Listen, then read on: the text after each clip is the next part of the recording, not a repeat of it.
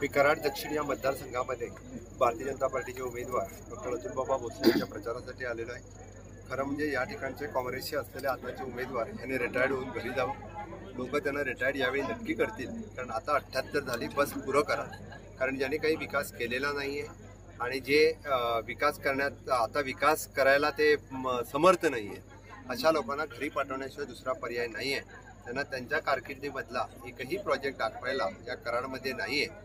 त्यामुळे मुख्यमंत्री राहिलेले माणूस जर असं असेल तर मग त्याने घरी गेलेलं बरं आणि महायुतीचा आपल्या नवा दमाचा जो कर्तृत्ववान अतुलबाबा भोसले यांना लोकांनी निवडून आणावं। जो उत्साह लोकांमध्ये आहे, मला नक्की खात्री आहे लाडल्या बहिणी आणि लाडले भाऊ, शेतकरी आणि कामगार वर्ग हे सगळेजण यावेळी नक्कीच म्हणजे आम्हाला महायुतीला डॉक्टर अतुलबाबा यांना निवडून देतील, याचा मला खात्री आणि विश्वास आहे। यापूर्वी आपण ज्या पद्धतीने आपल्या भाषणामध्ये सांगितलं त्या पद्धतीनं पृथ्वीराज चव्हाण यांच्याकडे काम दाखवायला नाही असं म्हणताय। यापूर्वी काय आपल्याला अनुभव आहे का? कारण आपण सुद्धा सक्रिय राजकारणात गेले अनेक वर्ष आहात।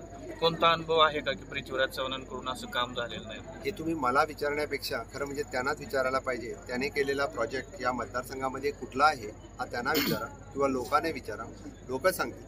कारण ज्यावेळी मी इथं लोकांना फोन केला, लोकांना बोललो, मागच्या 5 वर्षामध्ये पण मी आलो होतो, त्याने केलेला पर्टिक्युलरली त्यांच्या कार्यकाळामध्ये असा एकही मोठा प्रोजेक्ट दाखवण्याजोगे त्यांच्याजवळ नाही आहे। कुठलीही एखादी योजना जी त्याने सुरू केली, आता फक्त जाहीरनामा द्यायला सोपा असतोय पण जाहीरनामा इम्प्लिमेंट करायला खूप कठीण असतोय। काँग्रेसच्या कार्यकाळामधल्या कुठेही एखादी योजना दाखवावी, नाहीतर मी मोदीजीच्या कार्यकाळामधल्या कित्येक योजना दाखवेल, त्याचा कुठल्याही लीडरने मी चॅलेंज करतो।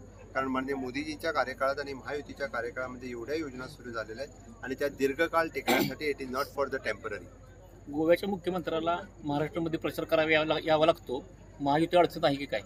बिलकुल नाही। भारतीय जनता पार्टीच्या कार्यकाळामध्ये सदोदित भारतीय जनता पार्टीचे सगळे लीडर हे सगळ्या राज्यामध्ये जातात। खुद्द माझ्या 22च्या इलेक्शनमध्ये देवेंद्रजी त्या ठिकाणी 2 महिने होते आणि माझी पण जबाबदारी आहे। जेव्हा माझ्या शेजारच्या राज्यामध्ये इलेक्शन्स होते त्यावेळी मला इथं येणं हे साहजिकच आहे आणि शेवटी विषय कोणीतरी येऊन सांगावं लागते। बऱ्याच लोकांना विषय कळत नाही। काँग्रेस भूल थापा करत म्हणजे आपलं राजकारण करत असते, तो जर विषय पटवून द्यायचा असेल तर नेत्यांना छोट्या छोट्या सभेसाठी यावं लागतं। अजून कुठे राज्यात तुम्ही जाणार आहे काय? मी राज्यामध्ये पूर्णतः कोकण असेल, म्हणजे कोल्हापूर, सांगली, परत सातारा, आता मराठवाड्यात अशा वेगवेगळ्या ठिकाणी राहिलेल्या 4 दिवसामध्ये मुंबई धरून सगळीकडे प्रचारात आहे।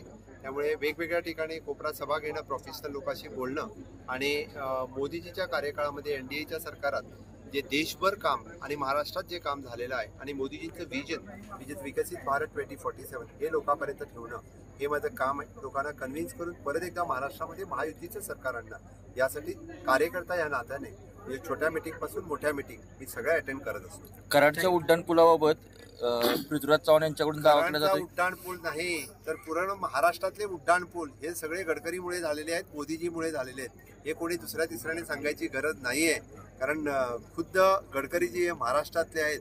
त्यांना एक काळ पुलकरी म्हणून ओळखत होते। त्यामुळे पूर्ण महाराष्ट्राचा जो विकास झाला हा मोदी टेन्युअरमध्येच झालेला आहे, कधी त्यावेळी नाही।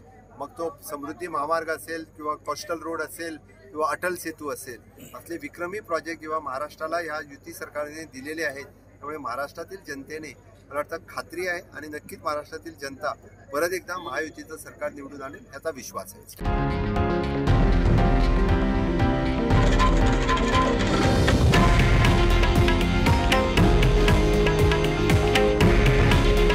हे आहे देशातील नंबर 1 न्यूज नेटवर्क आणि आपण पाहत आहात TV9 मराठी। काळजी तुमची, हित महाराष्ट्राचं।